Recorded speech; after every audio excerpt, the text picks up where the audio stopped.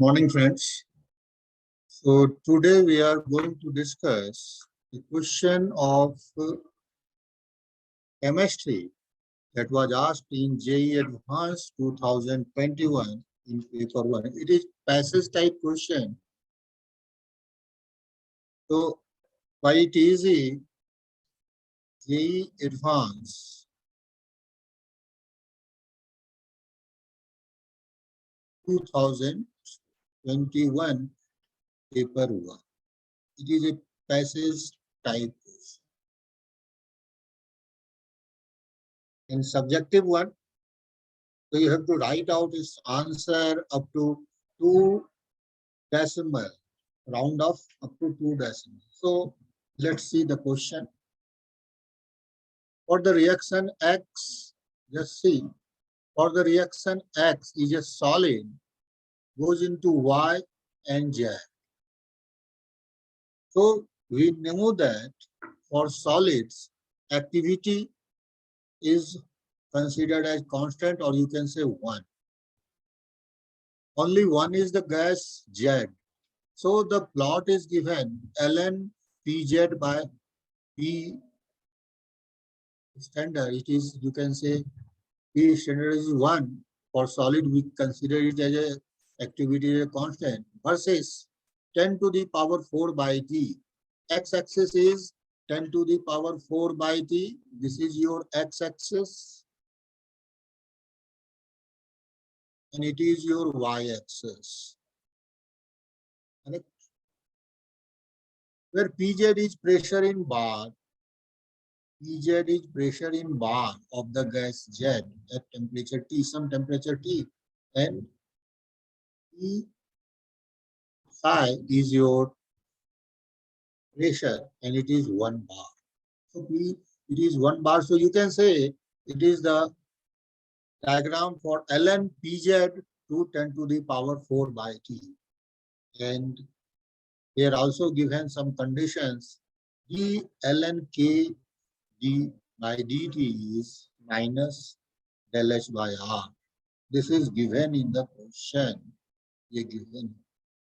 And also K is Pz by P psi. तो इन data को देखकर भी हम लोग क्वेश्चंस को बहुत आसानी से सॉल्व कर सकते हैं. जैसे ये फर्स्ट वाला आंसर जो है क्वेश्चन नंबर 7 की बात अगर करें, यहाँ पर जो है पैसेज का 7th वन, सो इसको हम लोग डायरेक्ट इन डाटा को ही यूज करके सॉल्व कैसे कर सकते हैं. See it is given D ln k by d1 by t, and ln k is Pz, so we can write it as d ln Pz by P. यदि कुछ भी पता नहीं हो, अभी हम लोग कोई डाटा यूज नहीं कर रहे हैं, कोई फार्मूला यूज नहीं कर रहे हैं, जो गिवन है उसी को यूज कर रहे हैं. ये क्या दिया हुआ है? ये दिया हुआ है minus del H standard divided by T divided by R दिया, ये स्टैंडर्ड. अब देखिए इसका मतलब क्या होता है. इसका मतलब होता है जब dy by dx, it is on the y axis, so you can say it is dy by dx की तरह ही है. तो ये स्लोप है, बट थोड़ा सा चेंज है यहाँ पर. क्या है? अब देखो यहाँ पर क्या दिया हुआ है, ये पार्ट दिया है 10 to the power 4 by t. तो हम लोग यहाँ क्या कर सकते हैं, अगर थोड़ा सा चेंज कर दे इस रिलेशन जो गिवन है, D ln Pz by P बार, ये हम तब सॉल्व कर रहे हैं जब हमारे पास कोई भी रिलेशंस याद नहीं है. इसे 10 to the power 4 by t कर लें. अगर यहाँ पर 10 to the power 4 by t करेंगे तो इधर भी हमें करना पड़ेगा.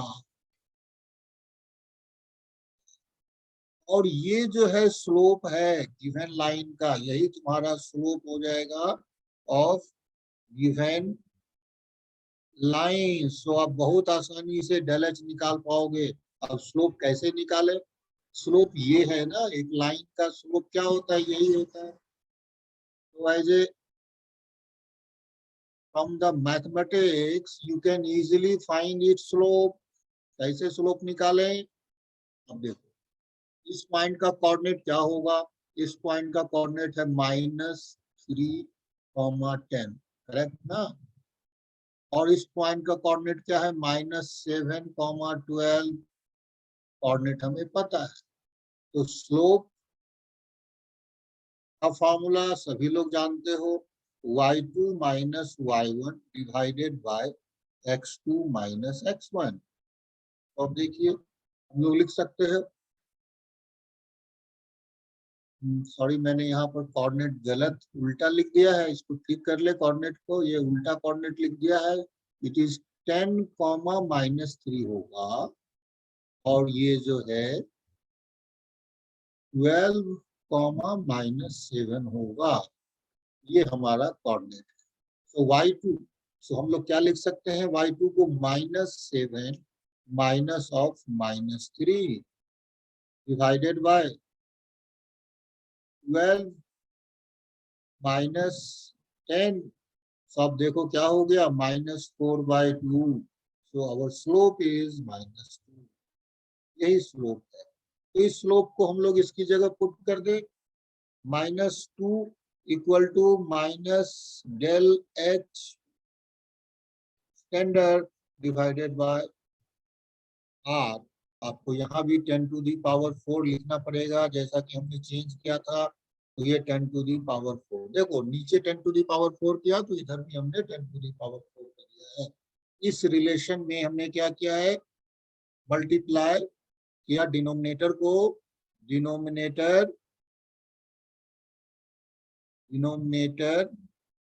Gets multiplied both side by 10⁴। हमने बस इतना ही कर, denominator gets multiplied both side by 10⁴। तो आपको ये रिलेशन मिल गया है। Now, clearly, very easily you can find now del H standard. It will be 2 into R into 10⁴। So अब देखते हैं क्या है। R की वैल्यू आपको दी हुई है, उसी वैल्यू को पुट करेंगे। देखो 8.3, आगे क्या दिया है? 314, ये जूल में दिया है, into 10⁴।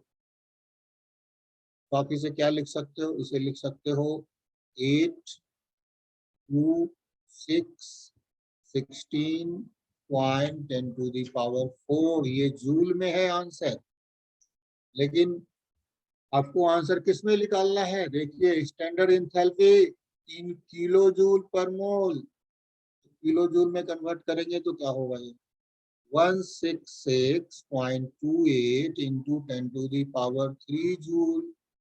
तो इट इज 166.28 किलो जूल हो गया। So this is your answer up to decimal 166.28 kilojoule per mole. ये हमारा फर्स्ट क्वेश्चन सॉल्व। इसमें कि हमने क्या कोई फॉर्मूला यूज किया? क्या कोई फॉर्मूला हमने इसमें यूज नहीं किया। अब सेकेंड क्वेश्चन को लेकिन करने के लिए हमें फॉर्मूले की जरूरत है। यहाँ सेकेंड क्वेश्चन को सॉल्व करने के लिए फॉर्मूले की जरूरत है, वो देखते हैं। तो सेकेंड पार्ट जो 8th क्वेश्चन था, इसको सॉल्व करने के लिए हमें एक फॉर्मूला यूज करना पड़ेगा। फर्स्ट जो है del G standard equal to del H standard minus T del S। ये हमें यूज करना पड़ेगा, del S स्टैंडर्ड।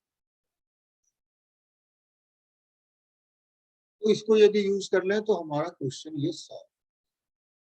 फर्स्ट हम समझे del G स्टैंडर्ड होता क्या है। हम लोग को पता है del G स्टैंडर्ड होता है -RT ln और यहाँ पर k आपको क्या दिया है? -RT ln P Z by P naught. इसको हम लोग से पुट कर देते minus R P L N P Z by P side कहते standard pressure is del H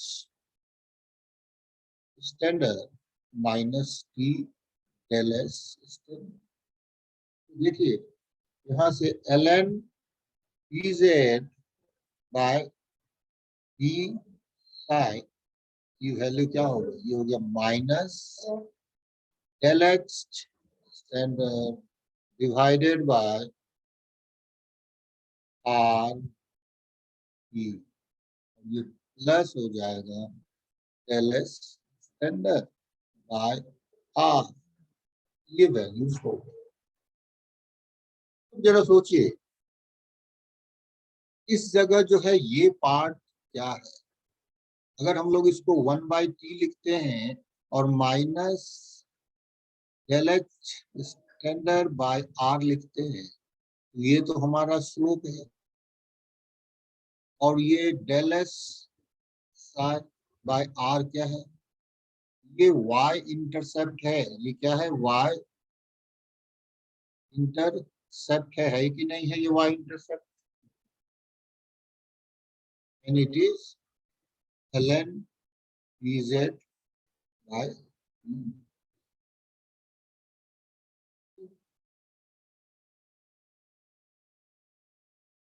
so observe करते हैं, ये हमारा y एक्सिस हो गया, ठीक, और ये हो गया स्लोप, ये हमारा x एक्सिस हो गया 1/t और प्लस कांस्टेंट हो गया। हमारा यही ग्राफ ये है, ये ऊपर का ग्राफ इसी का ग्राफ दिया हुआ है। अब इसका सिर्फ हमें इंटरसेप्ट निकालना है।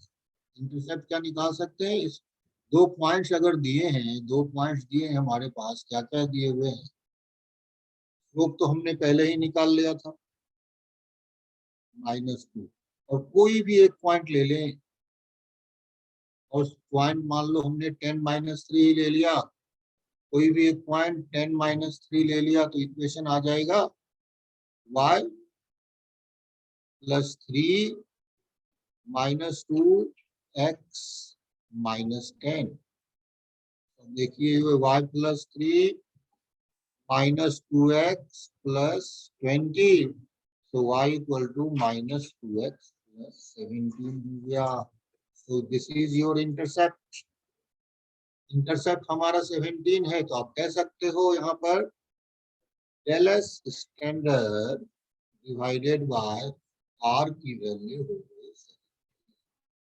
Means del S standard is 17 into r, तो 17 into 8.314, तो अब आंसर क्या आएगा, 17 into 8.314, कैलकुलेट कीजिए, देखिए क्या आंसर आ रहा है।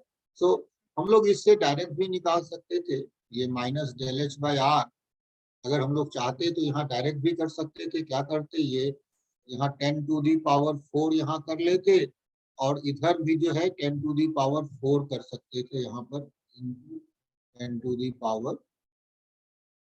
कर, तो ये बहुत ही आसान हो जाता। इसी इक्वेशन से, एक ही इक्वेशन से आप दोनों कैलकुलेशन कर सकते थे, एक इक्वेशन से आप दोनों आंसर निकाल सकते थे, अगर आप इस रिजल्ट को यूज करते थे। नहीं आता है रिजल्ट, तो एटलीस्ट फर्स्ट क्वेश्चन को हम लोग सॉल्व कर ही सकते हैं। तो ये हो जाता 141.338, अगर कैलकुलेशन करेंगे तो इतना आएगा, ये जूल में आएगा ऑब्वियसली। तो इसका आंसर हमें लिखना क्या पड़ेगा, इसका आंसर लिखना पड़ेगा 141.34 लिखना होगा।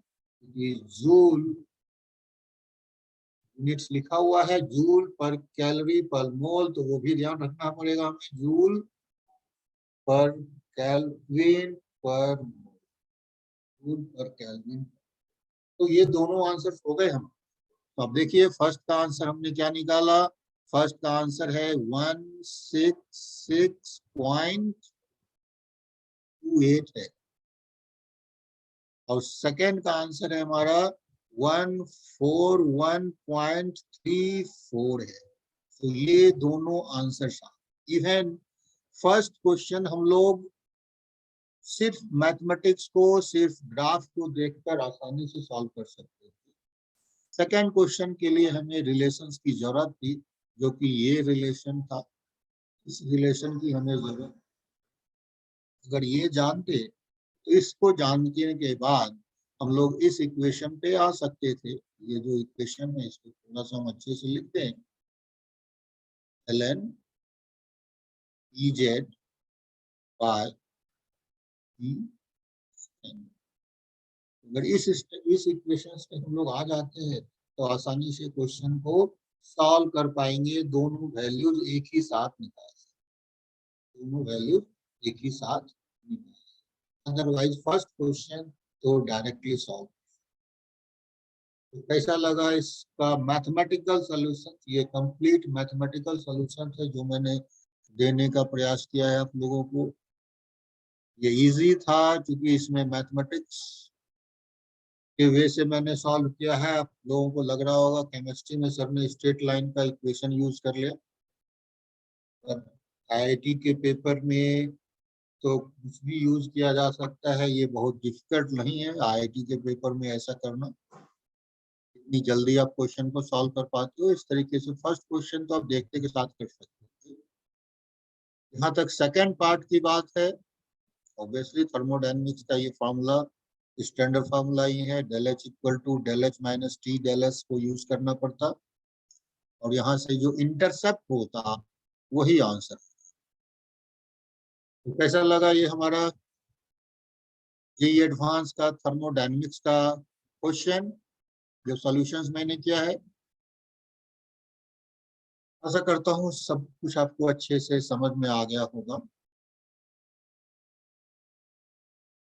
तो यदि अच्छा लगा हो हमारा सॉल्यूशंस तो हमारे चैनल को जरूर से जरूर सब्सक्राइब करें और लाइक करें, जिससे कि हमें भी मोटिवेशन मिले और हम इससे भी अच्छा सॉल्यूशंस आप लोगों को दे पाएं। Thank you very much for watching this video. Again bye bye.